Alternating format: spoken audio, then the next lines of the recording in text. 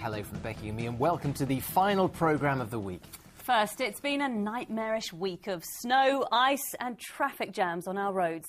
Today, the big freeze brought a fresh problem, a shortage of fuel. Some petrol stations in Norfolk and Suffolk ran dry as tankers struggled to get out of depots in the snowbound south of the region. Petrol retailers warned against panic buying, though, and said they were expecting deliveries soon. But while the snow may have eased off for now, tonight brought new warnings of widespread ice. Well, in a moment, we're going to have the very latest on the weather from Amanda Houston. But first, Victoria Lampard on another day of difficulties on our roads. A week of snow across the country and the effects have been felt almost everywhere. Although drivers have been warned by police only to travel if it's absolutely essential, for those who have ventured out, there have been some problems with fuel. At the Asda garage in Norwich, they'd run out, prompting queues at this nearby Shell station. It was the same for motorists attempting to fill up in Ipswich. Just a bit of snow, England comes to a standstill, doesn't it? But I think we're going to have trouble wherever we go, to be honest. We knew that this was going to happen for a few days and stuff like that. You thought, well, you know, they would sort of have things in place to make sure we don't run out of petrol. Well, I think the M25, where it comes from, is so bad down there over the bridge. It's just horrendous. I mean, that's where most of our fuel comes from. I'm not surprised, really. Corriton Oil Refinery in Essex has been severely hit by the bad weather. BP usually makes up to 140 deliveries from the refinery every 24 hours. But at the moment, they say only safe and essential deliveries are being made. Even when the weather improves, there'll be a backlog. Well, I think at the moment there's still enough to go round for the people that are on the road, because with the weather conditions we are seeing a vast reduction in the amount of people about. So therefore our sales are lower, therefore we're still managing to keep going at the moment. For those opting to travel by rail instead of road, it wasn't any easier, with delays of up to an hour on National Express East Anglia services into London. Last night was one of the coldest nights of the winter so far. At Watersham in Suffolk, it dropped to -9 Celsius. Wootering in Cambridgeshire and Woburn in Bedfordshire hit -7. Norwich and Marham in Norfolk were -4, and Northampton -3. Although people there did escape the worst of the snow, some minor roads are still icy. Across the east of the region, hundreds of schools remained closed.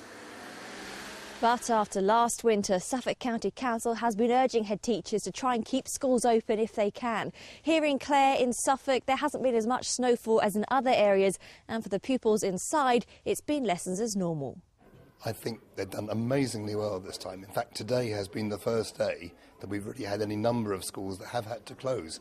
But many more have opened just a little bit later after the rush hour, and still a huge number managed to stay open. As well as the inconvenience, the snow is leaving its mark on the local economy.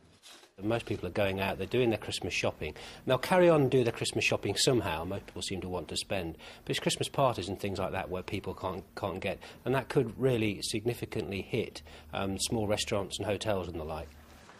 With more wintry showers possible overnight, there's no sign at the moment of this cold spell coming to an end. Victoria Lampard, Anglia News. Well, let's join Victoria now outside of a petrol station in Ipswich. Victoria, we don't want to be accused of scaremongering, so what is the latest then for drivers there? Well, there is still fuel around. You can see people are still filling up at this petrol station, even though staff told me today that they were expecting 3 deliveries and they haven't had one so far. But it is important to stress that there isn't a shortage of fuel across the country. In fact, when the weather's like this, there's actually a decrease in demand. And as soon as the conditions improve, the tankers will be back on the roads again. Now, we heard from Phil Dingle in that report. He's expecting a delivery tonight. Asda in Norwich expecting delivery tonight. So too is this petrol station. So hopefully by tomorrow morning, things should be back to normal on the fuel front. And the trains, Victoria, what's the latest there? Well, National Express East Anglia have told us their services are running back to normal now. Stansted Airport, they haven't reported any problems either. The gritters are obviously back on the roads again, trying to keep the roads clear for us. But it's important to stress, actually, that the salt is less effective when temperatures fall to below -8. We are expecting more freezing temperatures, so the advice, once again, to be very careful on the roads and only travel if you actually have to. Victoria, thank you very much indeed for that advice. Well, Amanda's outside again for us. Amanda, less snow today, but as we heard from Victoria there again, bitter temperatures to expect. Well, it will be slightly less cold as we go through the weekend, but again it will be bitterly cold as we go into next week. Now, last night temperatures dipped as low as -10.5 at Capel St Mary in Suffolk. Now, temperatures there haven't been that low since 1997. And we also had a December record breaker. That was at Shoeburyness in Essex. They dropped down to -7.8. Now, it is remaining freezing cold as we go through tonight, and weather warnings are still in place for widespread ice. It will be dangerous on the roads and pavements, so do take extra care out there. And I'm afraid there's no sign of it getting any warmer, certainly as we go well into next week. But I'll have more details on that a bit later on. OK, thanks, Amanda. See you later. Student protesters in Cambridge have stepped up their campaign against government plans for a rise in tuition fees. Well, today they barricaded the entrances to the Senate House and the old schools, stopping university staff getting to work. And tonight they stormed a council building. The escalation comes a week after the students began their sit-in protest, as Martin Stew reports. As university employees arrived at work this morning, they were blocked off by protesters. Our right to access our place of work is being denied by these people. I do have teenage children myself, and I believe very much that what they're doing is worthwhile, but it does have repercussions on lots of other people, and I won't have enough money to feed the family this week.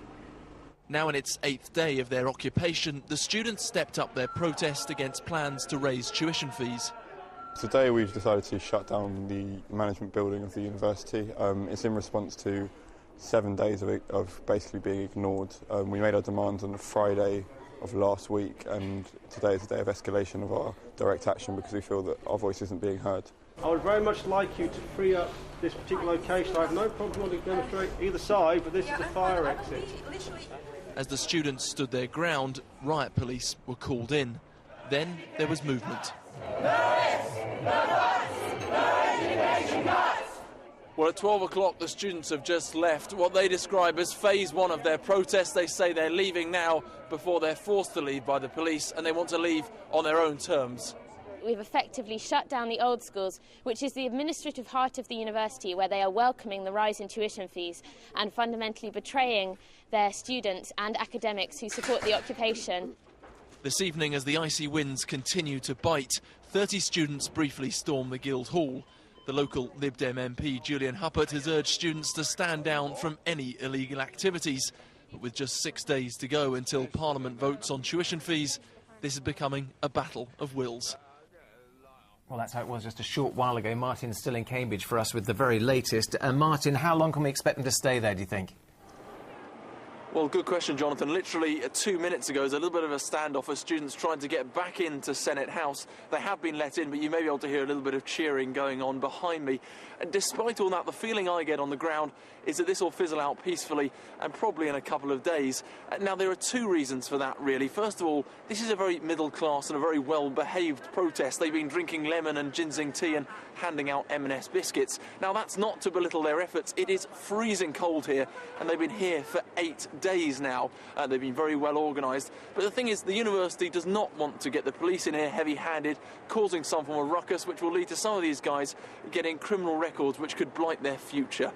And secondly, and probably the most important, today is the end of term. So essentially, as the students go home to see their families for Christmas, well, you've got to think the protest will probably peter out then. Martin Stew in Cambridge, thanks very much. Police have been given more time to question a man arrested in connection with the murder of a Peterborough